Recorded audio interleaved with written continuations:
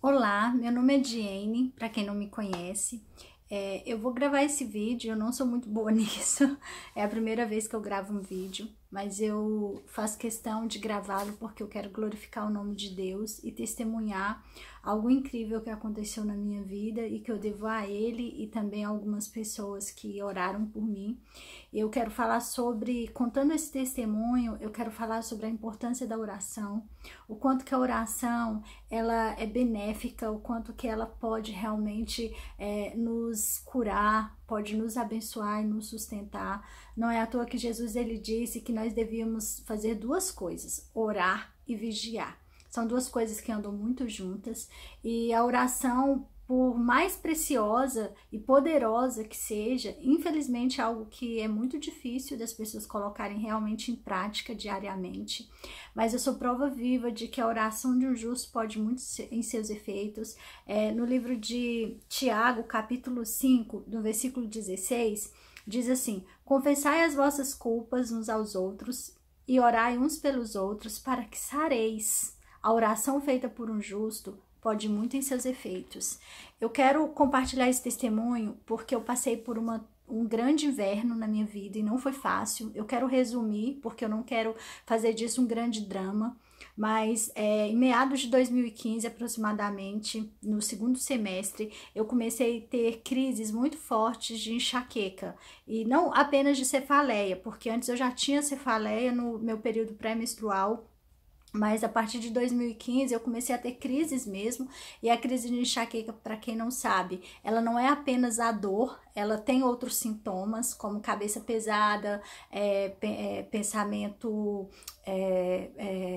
dificuldade de raciocínio, pensamento lento, conturbado, pálpebras meio inchadas, dificuldade à luz, dificuldade de som, e eu comecei a ter crises que me trouxeram todas essas dificuldades. E o mais difícil para mim é que essas crises, elas começaram a se perpetuar, a vir com muita frequência em 2015, e de 2016 em diante, ficaram intensas e com curto período entre uma e outra, até que de 2017 para 2018 eu praticamente tinha crise de enxaqueca todos os dias. A coisa mais difícil era eu acordar e abrir os meus olhos e insistir assim: eu estou livre hoje. E mesmo quando eu tinha isso, que eu sentia assim, nossa, hoje eu acordei bem, no final do dia minha cabeça já estava pesada, em virtude dos gatilhos. Por quê? Quando eu desenvolvi essas crises, quando eu passei até essas crises de enxaqueca, consequentemente eu passei a ter uma sensibilidade enorme a perfume, a cheiro de modo geral, não só a perfume. Para vocês terem uma ideia, eu não aguentava determinados shampoos. Se eu lavasse o meu cabelo, o shampoo, ele tivesse um cheiro muito concentrado, a minha cabeça começava a doer, e aquela dor de latejar, terrível.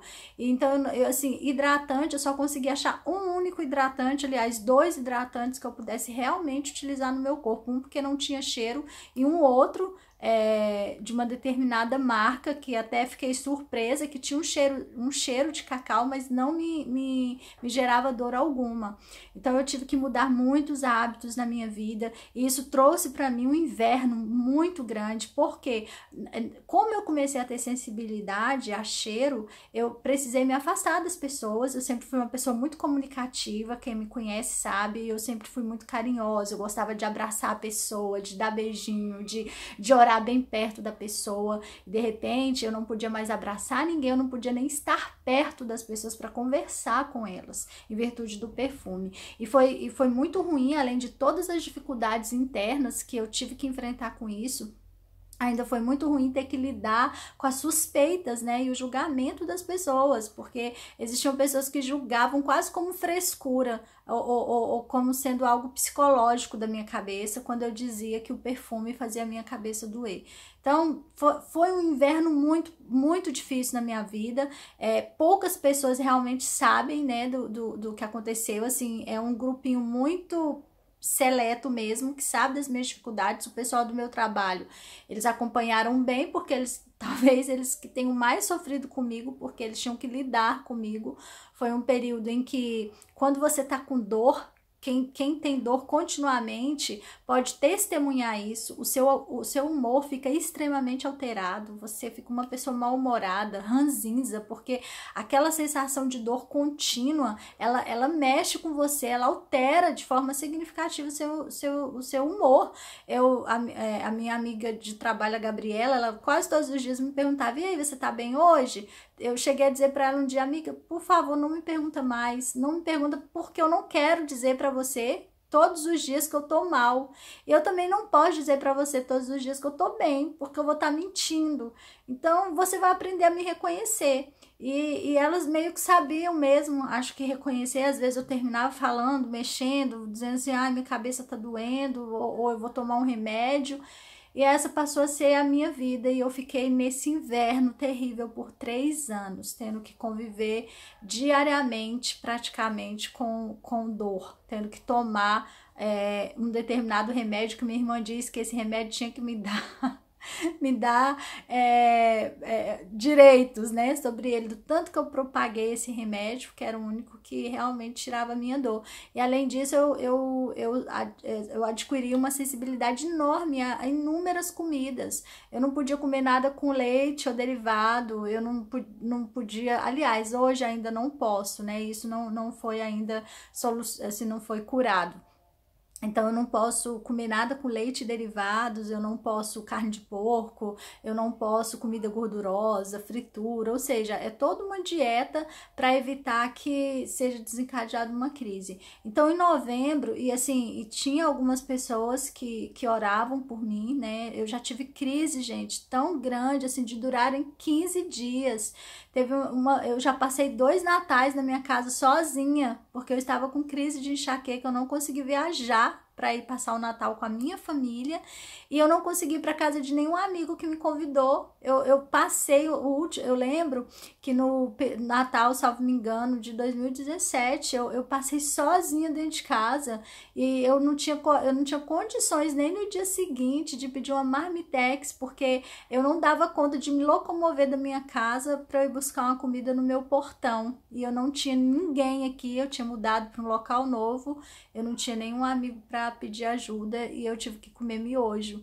E essas coisas, elas mexem um pouco com você quando você passa por isso 3 anos, não são 3 dias, 3 semanas, são 3 anos você tendo que lidar com isso, e você tendo que manter a sua fé, você tendo que manter a educação, você tendo que manter a gentileza, quando dentro de você só quer uma cama, seu quarto escuro, e assim, você só quer uma cama, você só quer uma coisa, o seu quarto escuro e a sua cama para deitar, porque esse era de fato o único desejo que eu tinha. Imagina, assim, você se sente tão sem energia, você se sente tão esgotada, você se sente tão cansada de estar continuamente com aquela dor, e você se sente culpada, porque você pensa assim: nossa, tem tanta gente que tá com problema mais sério. Eu ficava na minha cama sofrendo, eu falei: Deus, tanta gente tá morrendo aí porque tá com câncer, ou porque tá com uma doença muito séria, isso aqui é só uma enxaqueca. Mas foi uma enxaqueca que me paralisou, foi uma enxaqueca que me desprogramou. Quando eu comecei a ter essas crises, eu estava bem firme nos meus estudos, né, para concurso. Eu trabalhava e era concurseira, tinha um projeto de passar num concurso, e eu tive que interromper porque eu não tinha condições de estudar. E quando eu fui procurar um médico, ele disse que o motivo do início dessa enxaqueca foi um nível de ansiedade. Só que a própria enxaqueca, ela fez com que esse nível de ansiedade, ele aumentasse muito mais, porque eu tinha essas crises, eu ficava na cama, eu não podia ver uma televisão, eu não podia ouvir uma música, eu não podia fazer nada, eu não podia ler, eu ficava na cama e a minha mente trabalhando como um turbilhão, e pensamentos negativos, pensamentos ruins, e muitas coisas dominando meu coração, e aquela sensação de solidão, aquela sensação de que eu fiquei à margem de todo mundo, de que tá todo mundo vivendo sua vida e eu tô aqui paralisada nessa cama porque eu não consigo fazer nada, porque eu não tenho vontade de fazer nada, porque a minha cabeça tá pesada demais para eu sair da minha casa. Então foi realmente um turbilhão de coisas. Eu poderia dividir vários vídeos para falar inúmeras experiências vivenciadas nesse inverno, nessa noite escura que eu passei. Mas o que eu tô fazendo esse vídeo mesmo para glorificar o nome do Senhor. Eu tava fazendo tratamento, o remédio, ele não tava surtindo o efeito desejado, embora tenha diminuído as crises, né, que eu tinha. O remédio, ele não tirou as crises, então eu continuei tendo, não tinha dor de cabeça, mas eu continuava tendo aquela sensação de que o mundo está sobre a minha cabeça, que a minha cabeça era quase como o tamanho do mundo, e aquela dificuldade de raciocínio, e muita dificuldade, eu ia trabalhar com muita dificuldade, chegava em casa muito esgotada, porque eu tinha que colocar toda a minha energia, né, para eu me concentrar para as tarefas que eu precisava realizar, porque eu tinha medo, né, de errar, igual eu já errei algumas vezes. O meu chefe, inclusive, foi uma pessoa, assim, que super compreendeu esse momento da minha vida. Quando eu ligava dizendo, eu não dou conta de trabalhar hoje, ele sabia que é porque realmente eu não dava conta. E quando, às vezes, ele me via trabalhando lá, ele olhava no meu semblante, o pessoal do meu trabalho, eu não precisava falar, o meu semblante ficava fechado. Acho que eles aprenderam a conviver tanto comigo que a minha cara ficava, né, com aquele aspecto de doente. Então, às vezes, meu chefe já falou assim, Jenny, tô vendo que você não tá bem, vai pra casa. Mas eu só ia mesmo quando realmente eu não dava conta, porque eu não podia, né, já tava com tudo paralisado, não podia paralisar lá no meu trabalho também.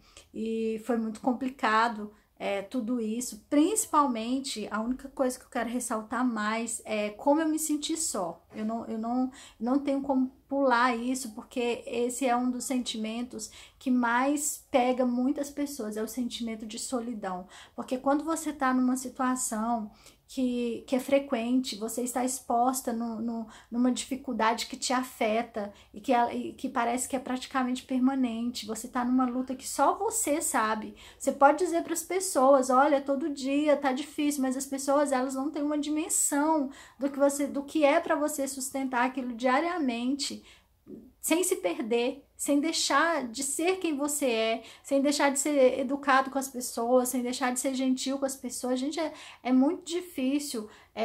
As pessoas com depressão já sofrem disso, mas quem tem problema com ansiedade ou qualquer outro problema que cause, né, esses transtornos, assim, de ansiedade, que foi o meu caso, a enxaqueca me trouxe muitos transtornos, e um dos maiores foi a irritabilidade.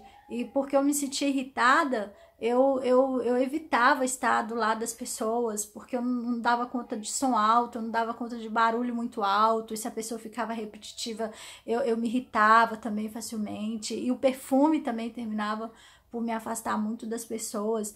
Então, isso me trouxe uma sensação de solidão muito grande. E é aqui que eu quero entrar com a palavra do Senhor, porque o que me sustentou, o que fez com que eu não caísse, o que fez com que eu estivesse aqui hoje para contar para você, foi a minha esperança no Senhor. É como a Bíblia diz mesmo, se a sua fé vacilar no dia da adversidade, quão pequena é a sua fé.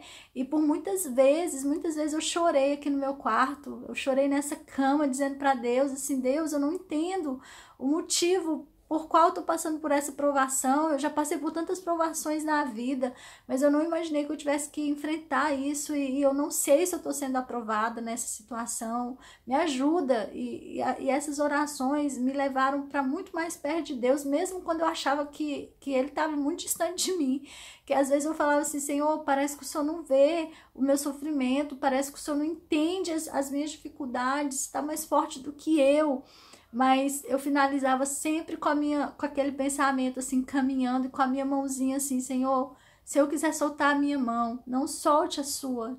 Não me deixe ir, não me deixe ir para longe de ti. Se a dor for muito grande, se a dificuldade for muito grande para mim, ela não é para o Senhor, então me sustenta bem perto do Senhor. E eu pude ver nesses 3 anos o Senhor cuidando de mim, o Senhor me sustentando. Deus foi tão maravilhoso que me abençoou de trabalhar no local quando eu passei por essa provação, que eu só tinha que trabalhar meio período. Então isso para mim foi assim essencial para eu suportar, porque se eu tivesse que trabalhar o dia inteiro, eu não teria dado conta. Isso é uma certeza que eu tenho, que eu não teria dado conta. Minha irmã sabe, eu já chegava em casa, eu ia trabalhar, eu colocava ali toda a energia que eu tinha. Mas quando eu chegava em casa, eu tirava minha roupa, tomava um banho, deitava na minha cama, e eu só queria ficar quieta na minha cama, eu não queria sair, eu não queria fazer nada, eu só fazia aquilo que eu tinha que realmente fazer. Eu cumpria obrigações. Então, eu quero falar que a oração foi o que me sustentou. Se eu não orasse continuamente em espírito ou gemendo, se eu não lesse a palavra, se eu não buscasse o Senhor nesse tempo, eu não teria dado conta.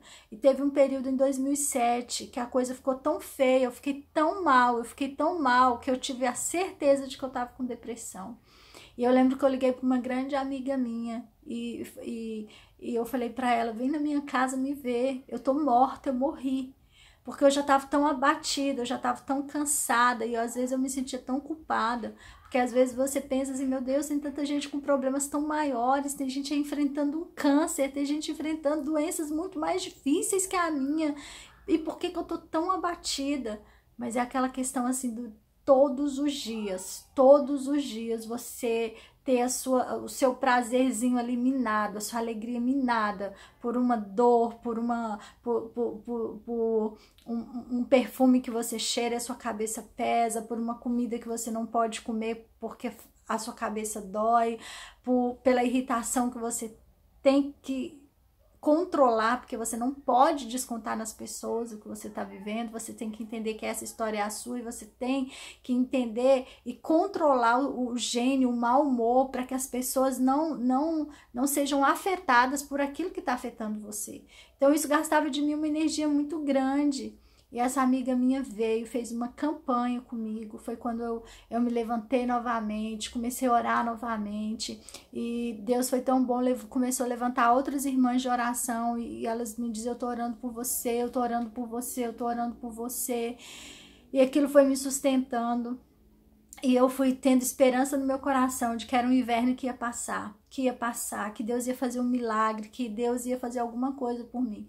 Então, mais ou menos em novembro de 2018, o meu telefone toca, é uma amiga minha que assim nunca tinha me pedido carona na vida, porque ela sempre faz as coisas dela e Deus ele sabe, né, como fazer as coisas. E foi muito interessante como Deus permitiu que as coisas acontecessem para que eu pudesse estar no dia certo, no lugar certo. Essa amiga minha tinha sido convidada por outras irmãs para ir numa missionária que Deus ora, né, que Deus deu para ela o dom da cura, para que ela pudesse receber uma oração para ter filhos. Só que elas marcaram e dias antes a minha amiga, não sei como, tropeçou e quebrou o dedinho, deu um jeito no dedinho do pé. Então ela não conseguiria dirigir.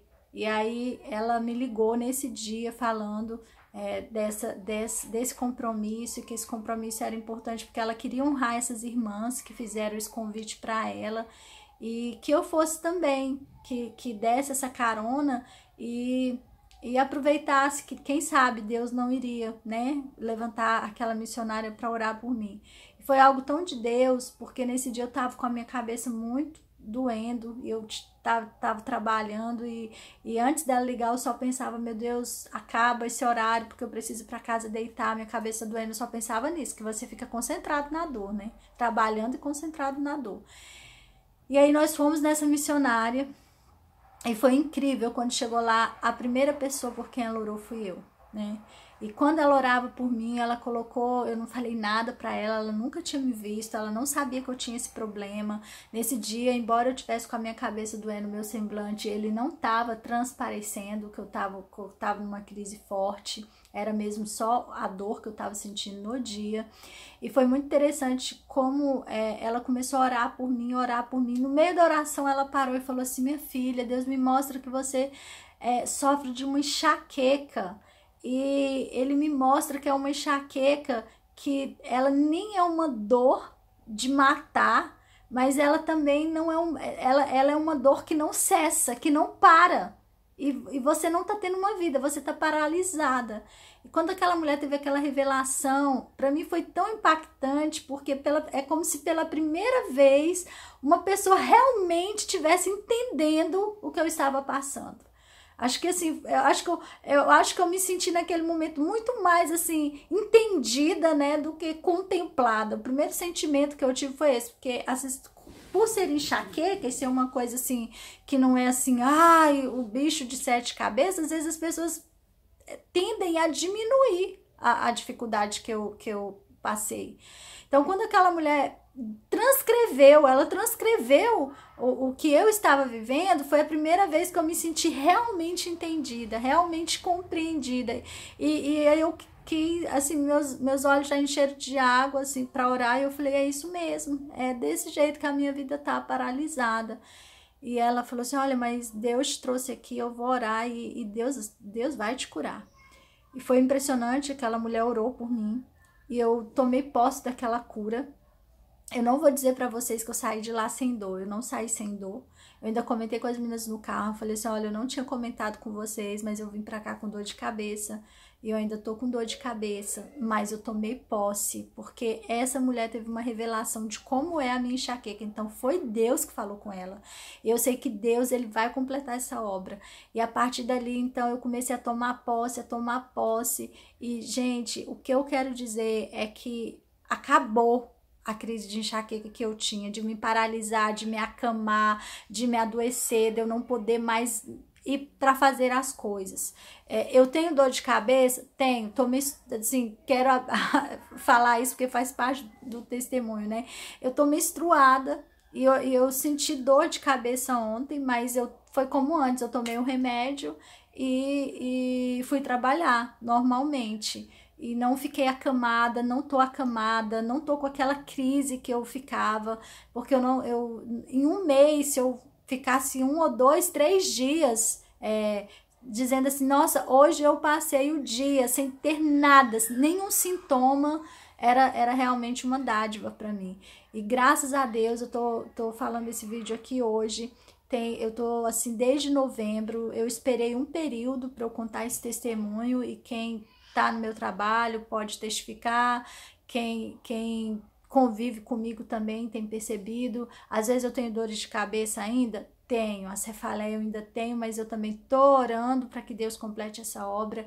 Mas para mim o mais extraordinário, o espetacular realmente, é que aquela crise que me paralisou, fazendo com que eu ficasse reclusa dentro de casa, ela acabou.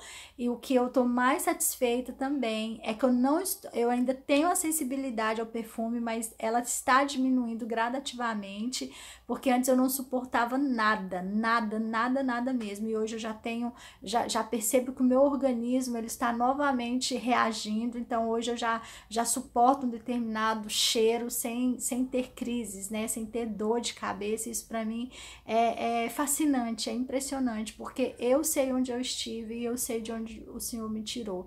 Eu sei que talvez você ache que isso é pouco, mas para mim isso foi muito. Eu estava no inverno e Deus me tirou desse inverno. E eu quero, se Deus me encorajar, eu quero gravar um segundo vídeo, que é uma outra situação que Deus está trabalhando na minha vida. Ele me tirou do inverno, mas agora eu estou orando para Deus tirar o inverno de dentro de mim. E eu quero gravar um segundo vídeo depois sobre isso. Mas hoje eu quero terminar por aqui, louvando e glorificando o nome do Senhor Jesus Cristo, agradecendo a Ele por tudo de bom que Ele fez por mim. Agradecendo, eu não vou citar nomes, porque eu não quero deixar ninguém de fora, mas quem ouvir esse vídeo vai saber, muitas pessoas da minha igreja me ajudaram em oração, mulheres de oração mesmo, me abraçaram na oração, orando por mim, para que Deus me curasse desse problema.